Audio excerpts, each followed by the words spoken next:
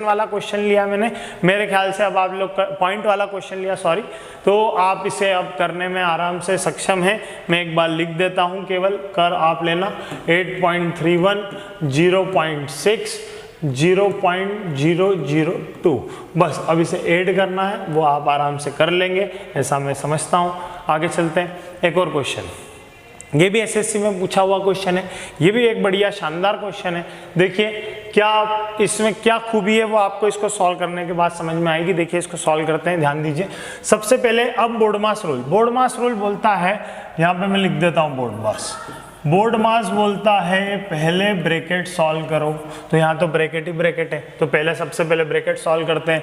तो ब्रैकेट के अंदर भले ही प्लस लगाओ, माइनस लगाओ, इनटू लगाओ, उसकी प्रायोरिटी सबसे हाई हो जाती है। तो ब्रैकेट के अंदर जो ऑपरेशन है वो उसे परफॉर्म करते हैं।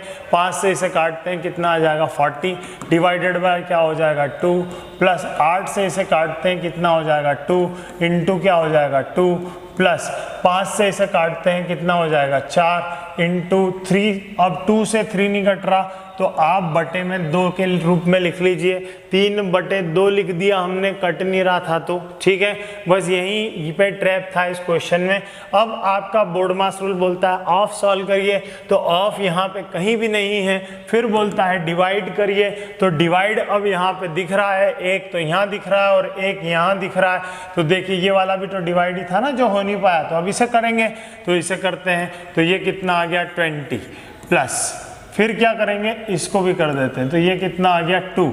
तो अब बाद में बोलता है मल्टीप्लाई करिए, तो मल्टीप्लाई कर देते हैं, ये कितना आ गया 4 और ये कितना आ गया 6, तो 6 4 10 और 20, टोटल कितना आ गया 30। तो इस क्वेश्चन का आंसर आपका क्या आएगा 30 आएगा। मेरे ख्याल से आपको समझ में आया होगा।